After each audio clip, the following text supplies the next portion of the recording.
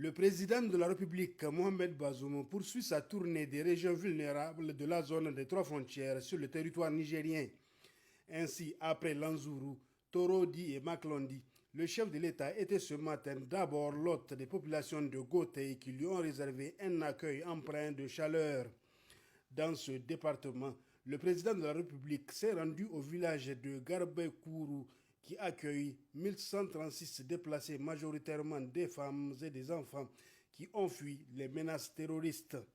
À ce niveau, le chef de l'État a écouté les doléances des chefs traditionnels à travers leurs représentants et du maire, puis les témoignages des populations déplacées avant de livrer le message dont il est porteur, message relatif au plan de retour volontaire des déplacés, mais un plan sécurisé. Je suis venu vous saluer, je suis venu témoigner de vos conditions, de vos difficultés, vous apporter mon soutien, vous exprimer mes sentiments de solidarité, mais en même temps, je suis venu vous suggérer, vous demander de bien vouloir accepter de retourner dans vos villages et sans crainte, Inch'Allah, parce que nous prendrons toutes les dispositions pour assurer votre sécurité. S'agissant de mes frères et sœurs de Garbekourou, j'ai écouté votre chef de village très dynamique et j'ai entendu les doléances qu'il m'a adressées. Les forages. Monsieur le chef de village, je vais donner les instructions pour que demain, vendredi ou au plus tard lundi, on vienne vous réparer les forages. J'ai entendu votre doléance relative au CSI. Je donnerai les instructions nécessaires au ministre de la Santé pour qu'on vienne regarder le CSI, l'achever aux besoins et vous affecter le personnel que vous avez réclamé. Vous m'avez parlé des classes. Nous allons étudier également cette question. Et s'agissant du site des déplacés, notre ambition n'est pas de l'aménager pour que les déplacés restent et durent ici. Non, notre ambition est plutôt de les ramener. Au lieu de l'aménager, nous allons plutôt aménager les villages pour que les populations y retournent et mènent leurs activités. Je sais que le département de Gotei a d'autres doléances au-delà du village de Garbekourou. Ce sont des questions dont nous nous occuperons et dont nous nous occupons tous les jours. Ce voyage, je l'ai dédié davantage aux populations déplacées que je suis venu soutenir. Je suis heureux de savoir qu'elles sont heureuses que nous venions, que nous leur témoignions notre solidarité. En tout cas, leur porte-parole nous l'a exprimé. Je sais que ce sont les sentiments authentiques qui les animent. Et nous aussi, de notre côté, je voudrais, mes chers frères et sœurs de la Sirba, que vous soyez assurés.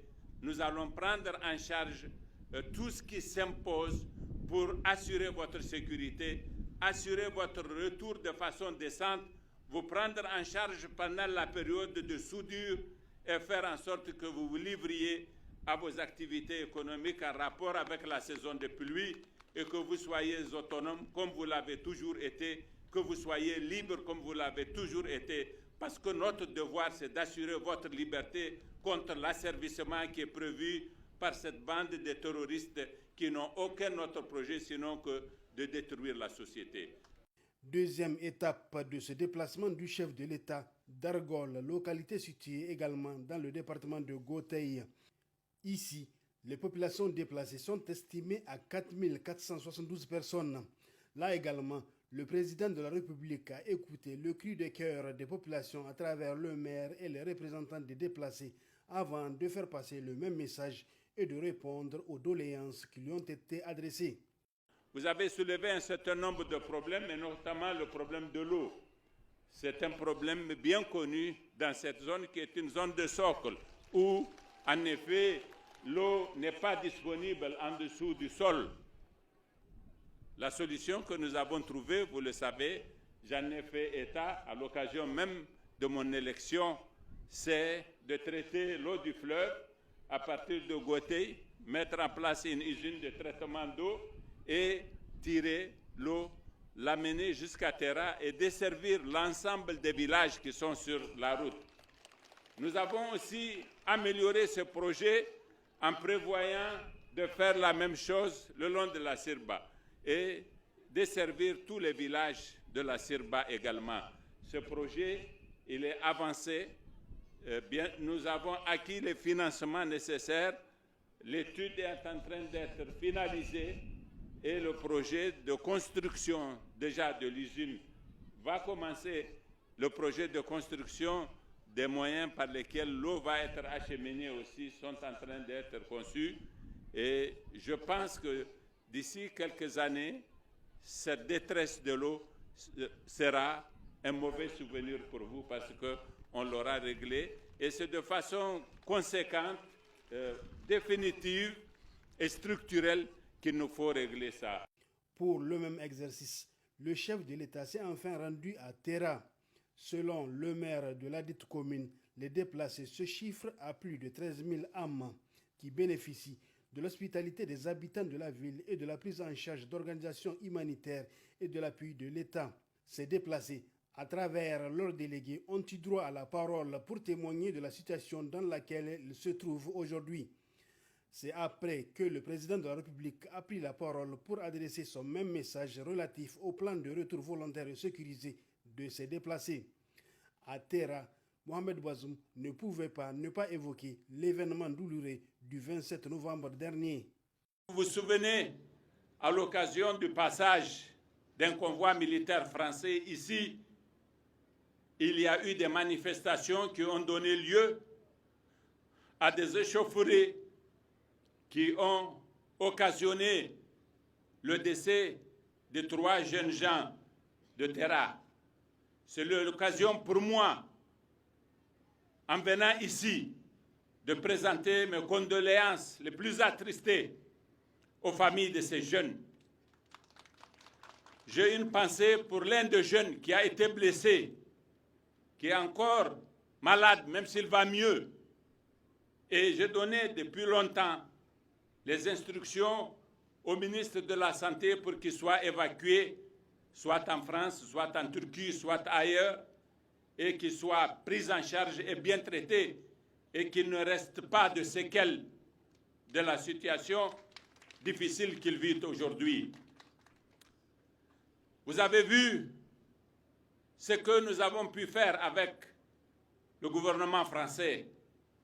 Nous avons mené les enquêtes qu'il faut, nous avons tiré les conclusions de part et d'autre qu'il faut, et j'ai pensé que j'ai, en plus de tout ce que je peux entreprendre sur ce dossier-là, le devoir de dédommager les parents des victimes, que ce soit les blessés ou que ce soit, à plus forte raison, les morts.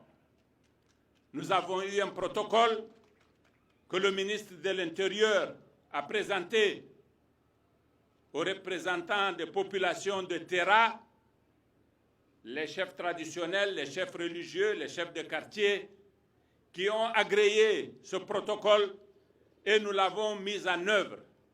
Je voudrais remercier ces autorités traditionnelles et les populations de Terra d'avoir fait preuve d'ouverture d'esprit et d'avoir agréé ce protocole.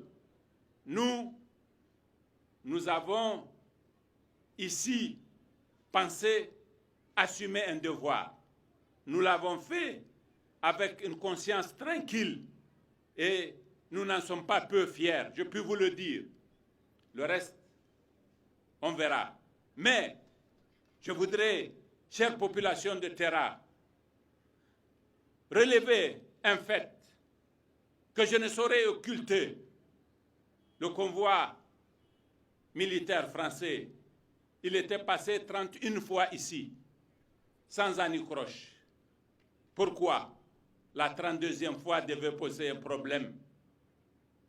Qu'est-ce que les enfants, je suis sûr que tous qui m'ont applaudi ce matin étaient ce jour-là là-bas. Tous ces enfants-là. Ils sont innocents. Qu'est-ce qu'ils savent de ce qui est à la base de ce qui leur est arrivé? Rien absolument.